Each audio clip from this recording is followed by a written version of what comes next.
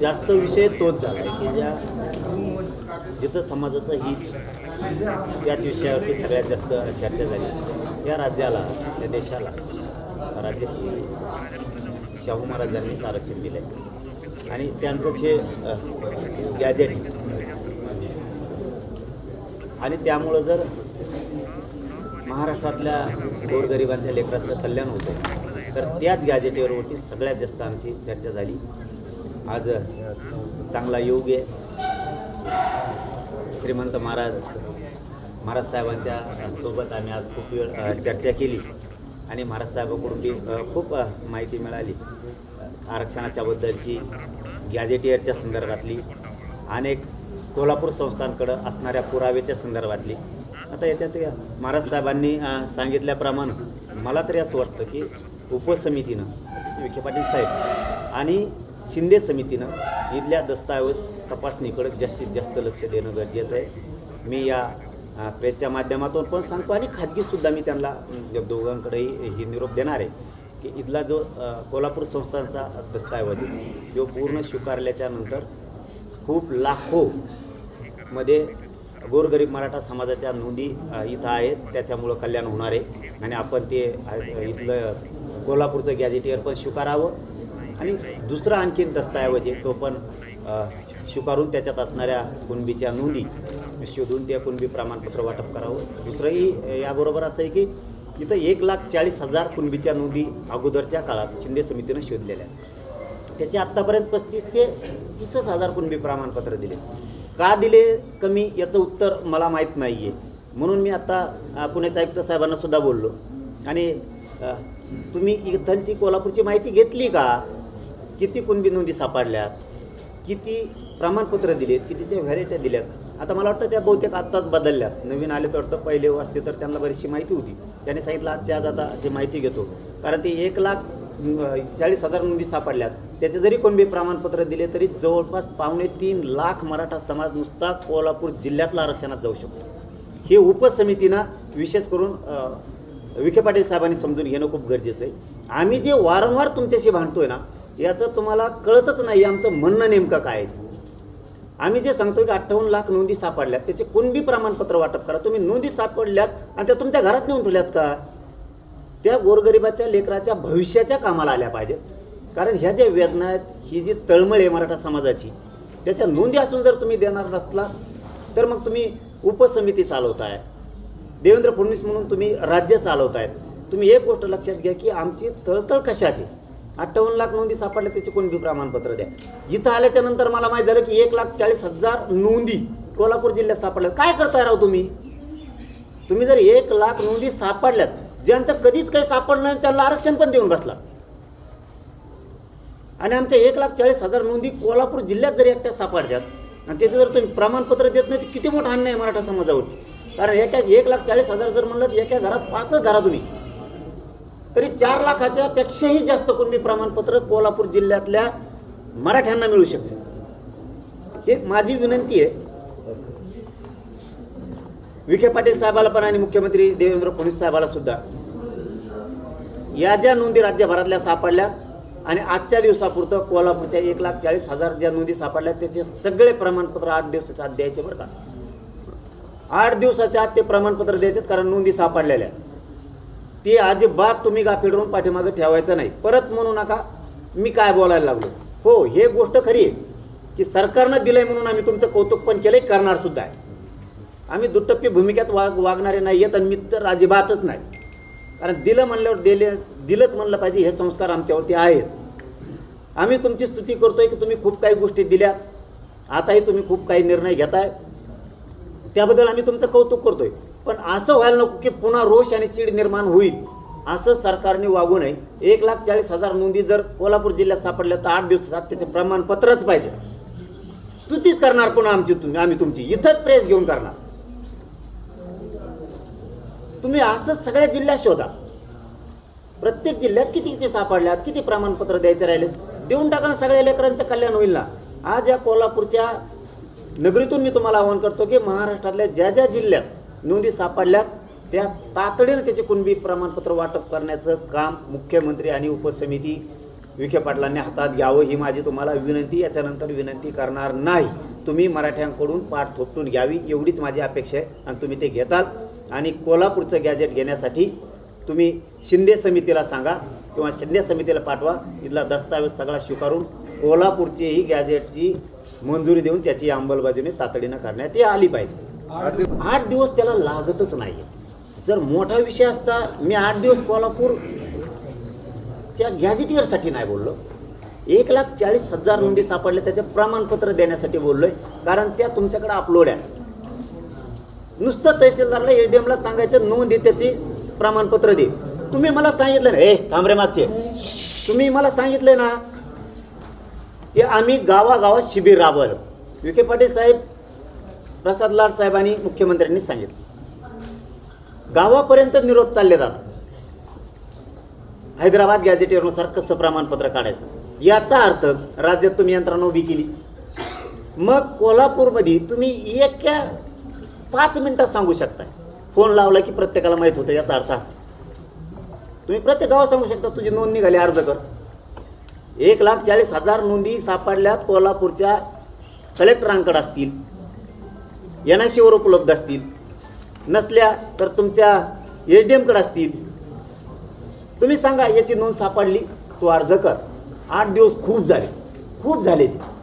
पण या नोंदी जे प्रसिद्ध केल्यात त्यामध्ये सुद्धा भोंगळ कारभार पाहायला मिळते. एका गावाच्या नोंदी दुसऱ्या गावामध्ये प्रसिद्ध केल्यात, त्यामुळे 3 वर्ष झाले त्या कुणालाच लाभ मिळत नाही. त्या गावकऱ्यांना मिळत नाही ना या गावकऱ्यांना मिळत नाही. मी ते पण सांगतो, आता त्यांना पण सांगितलंय की ते मोडी लिपीच्या वाचकात एखाद्या वेळेस बदल होतो, म्हणजे हे गावचं ते गाव पण दाखवलं जातं. इथल्या स्थानिकच्या सगळ्या मोडी लिपी अभ्यासकाला, इथल्या तज्ज्ञाला सरकारनं एक पत्र द्यावं की इथले जे मोडी लिपी अभ्यासक आहेत, इथले फारसीचे आहेत, इथले उर्दूचे अभ्यासक आहेत आणि काही तज्ज्ञ आहेत, यांच्यासाठी एक पत्र द्यावं की तुम्ही सुद्धा दस्तावेज शोधून वाक्य बरोबर करू शकताय. कारण मोडी लिपीत एखाद्या वेळेस लचं ल होतं, रचं ड असं पण होतं प्रकार ते वाचण्यात. तेच जर अभ्यासक त्यात असतील आणि सरकारनं जर त्यांनी नियुक्त केलेले 2-4 असणार आहेत अधिकृत, त्याच्यानंतर त्यांना कलेक्टरांच्या माध्यमातून अधिकार आहे की आपल्या जिल्ह्यात जेवढे मोडी लिपी अभ्यासक असतील यांनी सुद्धा दस्तावेज शोधून ते असणारे वाक्यसुद्धा दुरुस्त करता येतं. हे सुद्धा करता येतंय, झालंय.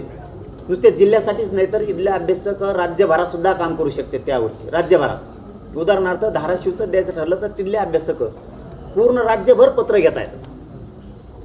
आम्हाला कोल्हापूर जिल्ह्याच्या नोंदी शोधायच्या, आम्हाला रत्नागिरीच्या शोधायच्यात, किंवा आम्हाला लातूरच्या शोधायच्यात, अमरावती जळगावच्या शोधायच्यात, तर पत्र दिलं जातं. तसं कोल्हापूरच्याही बांधवांना माझी विनंती की तुमचे मोडी लिपी अभ्यासक तज्ज्ञ जर आहेत, तुम्हीही पत्र मागा की आम्हाला कोल्हापूर जिल्ह्यात पण शोधायच्यात आणि राज्यभरात पण शोधायच्यात. पण राज्यात फक्त ना 30च राज्यात उल्लेख केला. प्रामुख्याने सरकारने जे GR काढून यादी दाखवलेली आहे त्याच्यामध्ये फक्त महाराष्ट्रात 30 लोकांना त्यांनी त्यामध्ये समावेश केलेला आहे. 30 जणांनाच दिलेला आहे राज्यात. मोडी लिपीमध्ये रूपांतर करून देऊ शकतात. मग यांच्यावर अन्याय होते का? दुसरी गोष्ट, मग कामं पटपट कशी होणार? कारण कोल्हापूर जिल्ह्याला एकच मोडी अभ्यासक आहे. हां, त्यांनी पण मला आता तुम्ही म्हणता ते सुद्धा बरोबर आहे, यांनी सुद्धा सगळ्यांनी सांगितलं एकच आहे. पण ते मी तेच सगळं विचारूनच घेणार आहे, पण तेच अधिकृत. उदाहरणार्थ आपल्याकडे जेवढे आहेत, कारण हे फुकट येतं. आता महाराज साहेब बसलेत म्हणून मी बोलाना, नाही तर मग 2-3 शब्द मला लगेच बोलायचे होते. ते फुकटे आहेत. त्यांचं कसं आहे, ते असं म्हणतात आम्ही पगार देतो तुम्हाला मोडी लिपी अभ्यासाला, महिनाभर ना देते आणि नंतर काम करून घेते, त्यांना पैसे देत नाहीत, मग त्याचा त्याचा अर्ध्यात सोडून. त्यामुळे त्यांना सांगितलं होतं की मी ज्या मोडी लिपी अभ्यासकाचे पैसे राहिले ते द्या, आणि नवीन तुम्हाला कोण नियुक्त करायचे आहेत ना त्यांना खरं बोला. एक तर सांगा तुला पगार देणारे म्हणले तर द्या, आणि तुम्ही देणार त्याला सांगतो समाजासाठी काम करते, फुकट तरी करेन, तुम्ही नादी लावू नका. म्हणून आता त्यांनी जर 30 घेतलेत, आपण त्याच्यात आणखीन वाढ करायला लावू. आणि असं पण काम करता येतं. आपल्याला जर समाजाचं हित साधायचं, आपल्याला जर काहीतरी करून दाखवायचं या जीवनात येऊन, तर मोडी लिपी अभ्यासक तज्ज्ञ पत्र घेऊन सुद्धा समाज हितासाठी दस्तावेज शोधू शकतोय. आमच्याकडे शोधले, इकडे सुद्धा मी तशी प्रक्रिया करून देतो. हे शब्द आहे, इकडं प्रक्रिया करून. केलेला आहे आणि जर ते आपण याला तयार आहे तशा प्रकारे लिप्यांतर करू, पण तहसीलदार असतील किंवा प्रांताधिकारी ते दाखले मान्य करायला तयार नाही, कारण ते यादीवर नाही आहेत. कुठल्या यादीवर? शासनाच्या अधिकृत यादीवर नसल्यामुळं त्यांची अडचण निर्माण होते. राज्यात 30च असल्यामुळे तो प्रॉब्लेम होतो. हा तो प्रॉब्लेम होत असेल ते मान्य केला, वाढू म्हणलं आपण, ते तर वाढूच.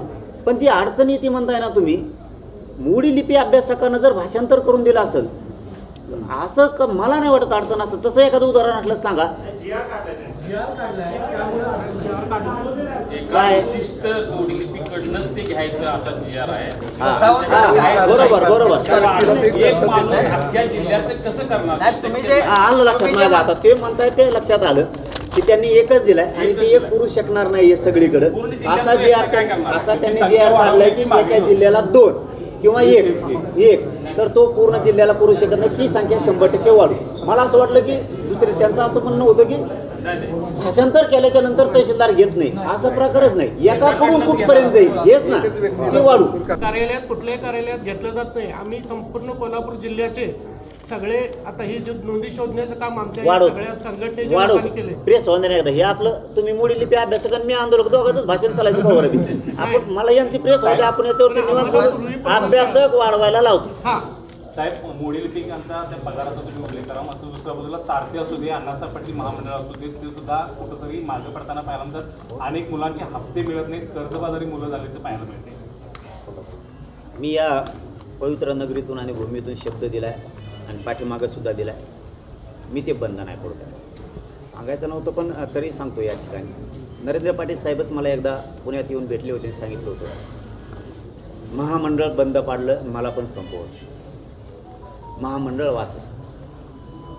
मी त्यांच्या समक्ष ते कबूल करून घेतलं होतं की महामंडळ बंद करायचं नाही. सरकारनं सांगितलं होतं बंद करणार नाही, नंतर ते मोडकळीच आणलं होतं. हे नरेंद्र पाटील साहेबांसुद्धा माहिती आहे.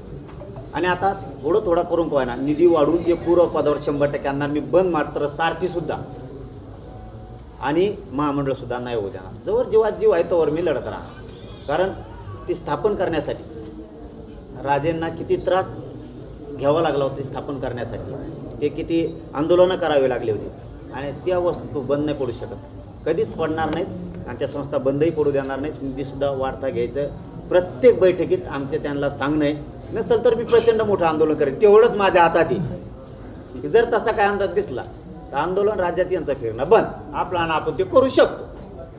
तुम्ही आगे बढो, हम तुम्हारे साथ हैं. तुमची एक मागणी होती मराठा मंत्रिमंडळ स्थापन करण्याची, काय नेमकं त्याच्यात पाठपुरावा? मराठा आणि कुणबी स्वतंत्र मंत्रालय असणं हे आवश्यक आहे. समाजाच्या असणाऱ्या अडीअडचणी समस्या त्यातून आपल्याला सोडवता येतात. एवढा मोठा समाज असूनसुद्धा किती दिवस त्याने दारोदारी एक कागद घेऊन फाईल घेऊन हिंडायचं. त्यापेक्षा त्याचं स्वतःचं स्वतंत्र जर मंत्रालय असलं तर त्यांना त्यांच्या आर्थिक बजेटपासून तर त्यांच्या बांधापर्यंतच्या समस्या हे सोडवण्यासाठी हक्काचं व्यासपीठ त्यांचं स्वतंत्र मंत्रालय होईल. ते मी लावून धरलं आहे. त्याच्यात मुख्यमंत्र्यांनी सांगितलं आहे की आम्ही मान्यता दिली. खरं ते सांगतो आहे बरं का, आम्ही मान्यता दिली. मराठा आणि कुणबी मंत्रालय स्थापन करायला मान्यता दिली. त्याला सेपरेट सचिव दिला जाईल. जिल्हाधिकारी स्तरावरती सेपरेट कक्ष पण दिला जाईल. फक्त आता या आचारसंहिता काहीतरी आहे त्यामुळं ते म्हणले आम्हाला अधिकृत घोषणा म्हणजे ते मंजुरीची करता आली नाही. मान्यता मात्र आम्ही सगळ्यांनी बैठक घेऊन दिली. कारण ही मराठा समाजासाठी खूप चांगली गोष्ट आहे की स्वतंत्र मंत्रालय स्थापन होतं आहे म्हणल्याच्या नंतर खूप समस्या अडीअडचणी त्या माध्यमातून सुटणार आहेत.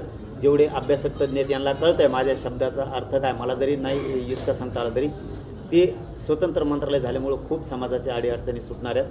मला वाटतं आता ही आचारसंहिता संपली की त्याची घोषणा होईल. तरी मी त्यांना म्हणलं होतं बरं का की तुम्ही म्हणता घोषणा करायला मंजुरी करायला आचारसंहिता आहे आणि मग शेतकऱ्याचा जे आर काढत दिशा आचारसंहिता नव्हती काय. ते म्हणले नका काढ बोलू राव पण आता करतो तर आम्ही पण नको लई बॉम्बला बॉम्बली होईन आचारसंहिता आहे. ठीक आहे म्हणलं काय 70 वर्ष नव्हतं मग काय फरक पडला म्हणलं बघू आता 7-8 दिवसांनी कोणा त्याशिवाय मंत्रालयाचा निर्णय होऊ शकत नाही. बहुतेक काला अनिश्चय का या आचारसंहिता आता 17 संपून होते 2-3 दिवसांनी दम धरून आपण दोघं बी दोघं वाट बघू. तुम्हाला टेन्शन नाही घेतो मी आणतोच. मी सोडित नाही आणला कशात मी सोडणार नाही. काल आपण पंढरपुरात होता, रोहित पवारांना आपण सल्ला दिला होता सरकार जर चर्चेला तयार असेल तर तुम्ही चर्चेसाठी जा, आंदोलन करून माझ्या तब्येतीचं जे झाले तसंच होणार आहे. तर त्यांनी तुमचा सल्ला कदाचित मान्य केला, त्यांनी आंदोलन मागे घेतलेलं आहे. कसं पाहता याकडे सरकार दखल घेईल असं वाटतं तुम्हाला?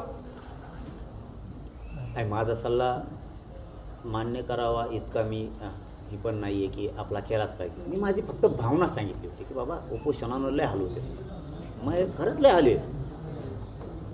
आले उपोषण सोपं नाही. मी फक्त तेवढंच सांगितलं आणि मी पॉझिटिव्ह यासाठी झालो यांनी आत्तापर्यंत घुमिलेचं आम्हाला सरकार नुसते कागद कुंकड मात्रा होकी देन कुंकड अनुस्वारच होकी देन कुंकड टिंबस देणार नाहीत इथपासून लफडे करायला लावते ते लय नमुने पाहिजे ही वर्ग आहे ती हे निबार माथ्याचे त्यांना लय निबार माथ्याचा माणूस लागतोय.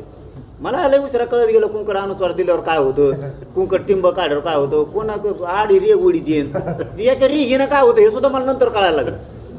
इतकी विचित्र आहे ते. म्हणलं तसंही होऊ शकतात पण आताच्या ज्या 14-15 मागण्या आहेत याच्यातल्या बऱ्याच मागण्यावरती त्यांनी GR काढलेत चांगले निर्णय घेतलेत. म्हणलं जरा मी आता फडणवीस साहेबांना सुद्धा आभार मानलेत त्यांना सुद्धा चांगलं म्हणलोय. याच्या अगोदर आमच्या शिंदे साहेबांनी खूप निर्णय केले होते एकनाथ शिंदे साहेबांनी त्याबद्दलही आम्ही त्यांचं कौतुकच केलं. करणारच बोललं पाहिजे राव करतोय म्हणल्यावर आपण बोललं पाहिजे की केलंय.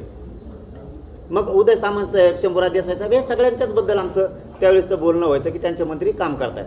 आता यांचेही करतात म्हणालोत ना कधी हे द्यायला लागले म्हणून मी त्यांना म्हणलं की विखे पाटील साहेबांनी केलं प्रसाद लाड साहेबांनी केलं आता मुख्यमंत्री साहेब सुद्धा मराठ्यांसाठी काम करतायत. सध्या नाही केलं की पुन्हा त्यांचं आपलं लागणारच त्यात काही दुमत नाही. आपण काय मित्रत्व करत नाहीत आपल्यासाठी देव आपली जाते त्यापेक्षा आपण मोठं कोणाला मानतच नाहीत. यांच्या मित्रत्वाशी मला देणं घेणं नाही. माझं समाजाचे लेकरं कसे अधिकारी साहेब होतील हे स्वप्न बघून मी घराच्या बाहेर त्यासाठी मी वाटेल ती किंमत मोजायला तयार आहे जीवाचं रान करतो. मी मात्र त्यांच्यावरती सध्या विश्वास ठेवला तुम्ही पण ठेवा एवढंच त्यांना म्हणलो होतं. कारण भरणे मामा त्यांना काहीतरी म्हणले होते जे आंदोलनस्थळी आले होते त्या सर्वांना घेऊन मी तिकडे जाणार आहे. तुम्ही जाणार आहात का रोहित पवार यांच्यासोबत मुख्यमंत्र्यांना किंवा त्या बैठकीत चर्चा करायला आणि त्याला जोडूनच प्रश्न तुम्ही दसरा मेळाव्यामध्ये पण तुमच्या शेती प्रश्नावरती भर दिला होता आणि सरकारला सुद्धा काही मागण्या इथे त्या दिल्या होत्या. सरकार ते मागण्या पूर्ण करते सकारात्मक शेतकऱ्यांच्या बाबतीत दिसते तुम्हाला? नाही अजिबात नाही. मला माझं सकारात्मक बघणं वेगळं आहे आणि बाकीच्यांचं कसं आहे मला नाही. माझं म्हणणं आहे संपूर्ण कर्जमुक्ती करा. डोक्याला त्रासच ठेवू नका. 1500 कमी केले 1300 केले लाडक्या बहिणीला दी 1500 रुपये इकडं कर्जाचा डोंगर तसा ठेवला. आता लाडक्या बहिणी अपात्र केल्यात बऱ्याच तसंच हे खेळ खंडू वाचतो हे सोपं नाही. भूमिका मांडायला आपण मुख्यमंत्र्यांकडे जाणार आहात त्या बैठकीमध्ये जाणार हे मी नाही जाणार. आपल्याला पण आपल्या इकडे बाजावर असतं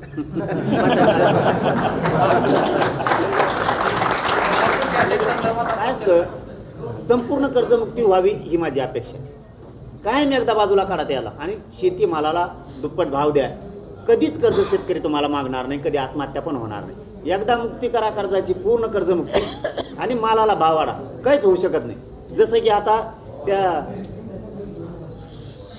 ते एक अधिकाऱ्यांनी आता मुंडे साहेबांनी सुरू केला बघा दणका धडकीमध्ये कोचिव त्यांनी काय व्हायला लागलं दुधाला भाव यायला लागला.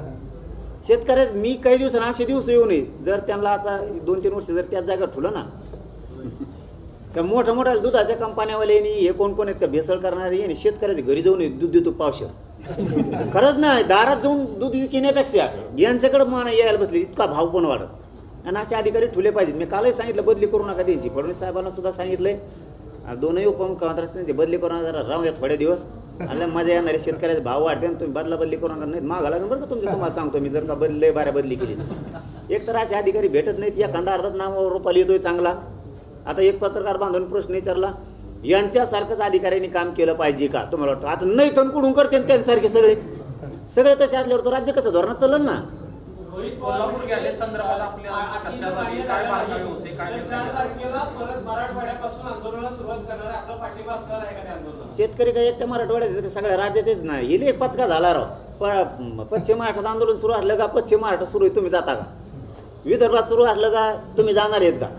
आपण एक संघच राहणं गरजेचं राज्यभरात.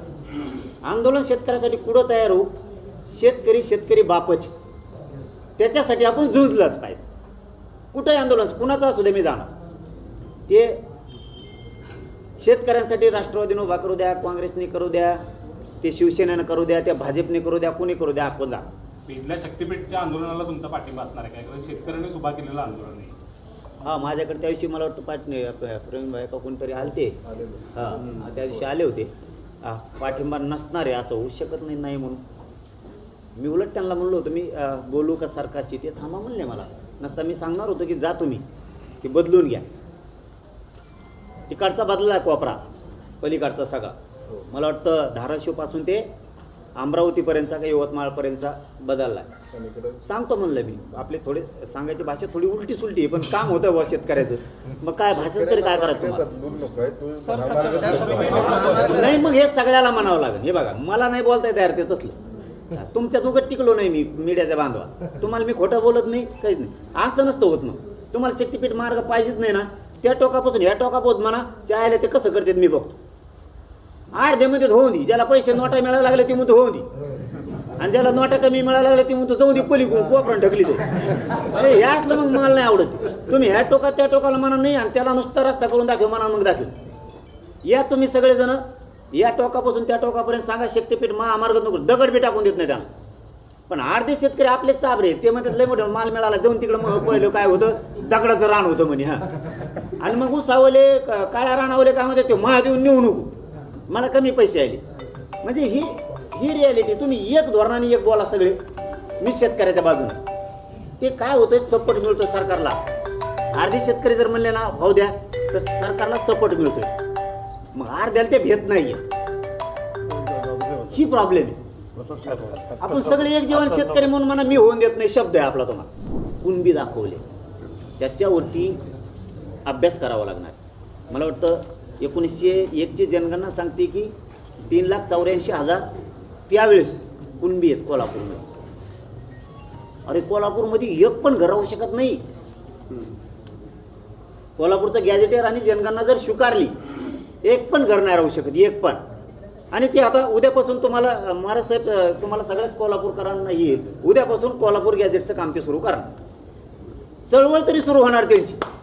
आयुक्तांना सांगणार, कलेक्टरांना सांगणार की गॅजेट आपल्याकडे घ्या, अभ्यासाला घ्या. आता विखे पाटील साहेबांचं आणि त्यांचं सुद्धा महाराज साहेबांचं सुद्धा बोलणं होणार आहे, कारण उपसमितीला ते येईल. त्यामुळं गॅजेट स्वीकारा म्हणून महाराज साहेब सुद्धा स्वतः सांगणार आहेत. मी त्यांना आता फोन लावणारच आहेत. आम्ही तुमचं झालं एकदा की आमचं लफडं सुरू. साहेब बरेच दिवस झालं गुणरत्न सदावर्तनी नुकता फळ तुमच्याकडं उधळलेली दिसत नाही. शांत केले, शांत झाले, काय झाले?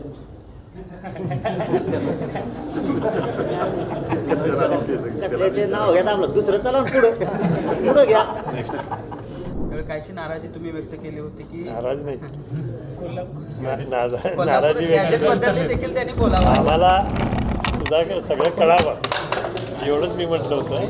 आणखीन ते आता ह्या ट्रिपमुळे सगळं आता कळालंच आहे ते काय चाललंय काय नाही. नेहमीच आता समन्वय राहील.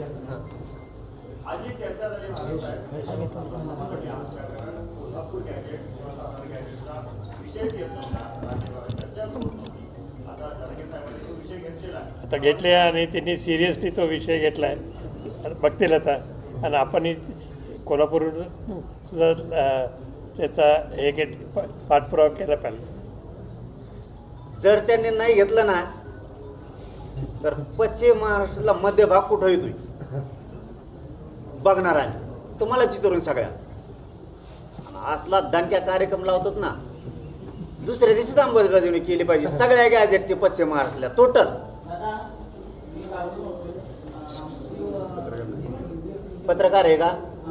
पत्रकार आहे का? थांब. आपण मोठा कार्यक्रम यांनी नाही घेतला. आता 1 महिन्याचा वेळ घेतलाय त्यांनी आपल्याकडून 17 संस्थांसाठी. आता कोल्हापूरसाठी आत्ता बोलणं होईलच. आता महाराज साहेबांचं त्यांचं आता वेळ घेतील ते. त्या वेळेच्या आत नाही केला ना पश्चिम महाराष्ट्र आणि उर्वरित सगळा महाराष्ट्र मिळून असला मोठा कार्यक्रम होणार मध्यभागी पश्चिम महाराष्ट्रातल्या. कसंच गॅजेट घेत नाहीत बघू. आणि झुंजावं लागणार आहे. हे पश्चिम महाराष्ट्रातल्या सगळ्या मराठा बांधवांना सांगतो मी, महाराष्ट्रातल्या पण सांगतो आणि विशेष करून कोल्हापूरच्या बांधवाला सांगतो, आपल्याला जागं व्हावं लागणार, झुंजावं लागणारच. तुम्हाला तुमच्या पुढच्या पिढीसाठी बाहेर घराच्या बाहेर यावं लागणार. आधीच लोक आपल्याला म्हणतात पश्चिम महाराष्ट्र सदन आहे, यांना कशाची गरज नाही असं म्हणून हे आपल्याला संपवतील. त्यामुळे आपण सदन आहेत, आपल्याकडं बागा आहेत, आपल्याकडं बागायती आहे. याला सपोर्ट म्हणून पोरं उच्च शिक्षणात गेले पाहिजे, नोकऱ्यात पण गेले पाहिजेत, आपण आणखीन बलशाली होऊ. असं नाही आपल्याकडं ऊस आहे, फळबागा आहेत म्हणून आपण नोकरीवरच जाऊ नये. किंवा आपण उच्च शिक्षण घेऊ नये असं असता कामा नये. पश्चिम महाराष्ट्रातल्या सगळ्या मराठ्यांनी त्या विचाराच्या बाहेर पडावं. मी तुमचा मुलगा म्हणून तुम्हाला हात जोडून सांगतो, दिवस खूप वाईट येत असते, ते कधी सांगून येत नाहीत. लोक भ्रम निर्माण करणारे आहेत. तुमच्याकडे भरपूर आहे आणि मग आम्ही तेव्हाच फुगत होतो तसं म्हणलं की आम्ही पाटील सगळेच फुगीर आहेत. आम्ही कुणी म्हणलं तुला मोठा आहे, हे कोणालाच मुजीत नाही. लोक आपल्याला खोट्या प्रतिष्ठेत जगायचं शिकवतात, आपण त्याच्या बाहेर पडावं. तुम्ही आत्ता जेवढे श्रीमंत आहेत, तुमचे पोरं पोरी जर साहेब झाले, अधिकारी झाले, उच्च शिक्षणात गेलेत, याच्यापेक्षाही डबल श्रीमंत आणि प्रतिष्ठा वाढणार. आपली प्रतिष्ठाचा आलेख खाली जाऊ नये म्हणून आणखीन वेळ गेलेली नाही. आपण आत्ता सावध व्हा सगळेजण. आपल्याकडं भरपूर आहे, त्याला आणखीन जॉईंट देण्यासाठी आरक्षण पदरात पाडून घेणं खूप गरजेचं आहे. त्यामुळं ऐश आरामाचे दिवस आपल्या पुढच्या पिढीला आले पाहिजेत. त्यासाठी उन्हात खस्ता आपण खाऊ, जाळून सध्या पश्चिम महाराष्ट्रातले आपण लोक घेऊ, तेव्हा पुढची पिढी होईल. जेणेकरून आपल्यासाठी छत्रपती शिवरायांनी सगळं आयुष्य वाहून घेतलं. स्वतःचा एकुलता एक लेकरू छत्रपती धर्मवीर संभाजीराजांचं सुद्धा बलिदान याच्यामध्ये गेलं. शाहू महाराज साहेबांनी सुद्धा आपल्यासाठी झुंज दिली. तीच पुढं भूमिका आपल्याला ठेवावं लागणार आहे. आपल्याला पुढची पिढी सुधारण्यासाठी आपल्याला घरं सोडावं लागणार आहेत. आळशी बनून चालणार नाही आहे. आपल्या पूर्वजांनी आपल्यासाठी खूप मोठा वारसा निर्माण करून ठेवलेला आहे. आपल्याला ती तेवत ठेवायचा असला तर आपल्याला सगळ्यांना घरं सोडावं लागणार आहेत. आपल्याला आळशी बनून चालणार नाही. हे माझं पश्चिम महाराष्ट्राला आव्हान आहे. ज्या दिवशी आव्हान केलं जाईल, पश्चिम महाराष्ट्राच्या मध्यभागी कार्यक्रम सभा होणार आहे, त्या दिवशी पश्चिम महाराष्ट्रातला माय माऊलीचा एक बे मराठा घरी नाही पाहिजे. कारण कल्याण तुम्हाला तुमच्या लेकराच्या आयुष्याचं करायचं हे लक्षात ठेवा. हो, त्यांनी मिनिट्स काढले तर त्यांच्या बैठकीचे. त्या मिनिट्समध्ये त्यांनी प्रोसिडिंग पण दिलं आपल्याला. त्याच्यामध्ये EWS ACBC हे सगळे विद्यार्थ्यांचे अधिसंख्या पदं निर्माण करायचा विषय त्यांनी घेतला आहे. फक्त त्यांनी सांगितलं एवढी 17ची आचारसंहिता संपू द्या. आम्ही EWS मधले आणि ACBCचे काही PSI डिवाइस पण झालेले 2014ला ते घरीच येत. आता EWS मधून सुद्धा यांच्या चुकीमुळे बाहेर पडलेले पोरं. आणि हे तर घेतोच म्हणून सांगितलं त्यांनी. आपण तिसरा मुद्दा लावून धरला होता की यांच्या निवडणुका आल्या होत्या मध्ये MPCच्या काळात. त्यात सगळ्या जाती धर्माचे लेकरं आहेत. आईबापांनी खूप कष्ट करून ते लेकरं शिकवलेत. तुमच्या निवडणुका आल्या म्हणून तुम्ही पुढं ढकलायचं सांगितलं आणि निवडणुका झाल्या की तुम्ही त्या पोरांचे वयच संपून गेले. म्हणजे तुमचं साधून घेतलं. पण MPCचं एवढं उच्च शिक्षण घेणाऱ्या पोरांचं तुम्ही वाटलं केलं, त्यांना 2 वर्ष वय वाढ द्यावं लागणार आहे. प्रोसिडिंगमध्ये ते पण घेतलं आहे. म्हणजे MPCच्या पोरांना हे माहीत नसेल तर मी ते काल वाचलं, मलाही माहीत नव्हतं. त्यांनी म्हणजे टाकल्याला त्यांनी मला 2-3 दिवस झालं, पण सारखं मी दौऱ्यात होतो. म्हणून ही मीडिया ही खरंच गोरगरिबांच्या घरापर्यंतच्या वाहिन्या असतात.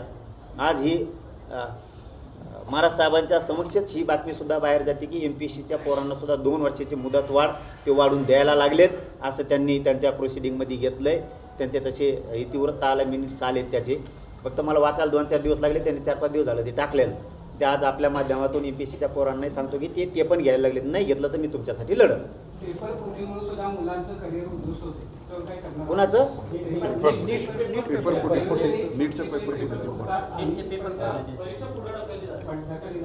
आणि मुलांचं करिअर बरबाद होते. तर काय करणार आहात? त्याच्यावर बरेच जण करतात ना. पण ते आता ते लईच खेळत उलटा सुलटा क्लासमुळं व्हायला लागला असं वाटतंय. पैसे कमायचे हाव. पोरांना शिक्षण खरं द्यायचं सोडून वेगळंच देत होती आणि इकडं दाखवायचं फक्त की आमच्या क्लासमध्ये आल्यावर पोर डॉक्टरच होतंय. मग गरिबांनी काय जोवर डॉक्टर होतं म्हणलं की दे त्याला, असं डॉक्टर करीत होता वाटतं. 34-35 मार्कावर असंच नाही तर काय. पेपर हातात पडला म्हणल्यावर कुणी पास होईल ना. त्याच्यावरती खरंच कारवाई होणं गरजेचं आहे. पण आता पेपर तर दुसरे घ्यावाच लागते ना राव. समजा तुम्ही म्हणतात पोराचा लॉस होईल, तुम्हीच होते का? झाडू घेऊ मारून टोळा हल्ला होता मी. पण ते पोरांचे पेपर न घेतल्यावर लॉसच होईल ना. पहिले पेपर तसे आहेत, मग फुटलेले जे नवीनच घ्यावे लागणार आहेत. फक्त आता पेपर फुटू देऊ नका याची काळजी मात्र आता सरकारनं घेतली पाहिजे, पोरांनी सुद्धा घेतली पाहिजे.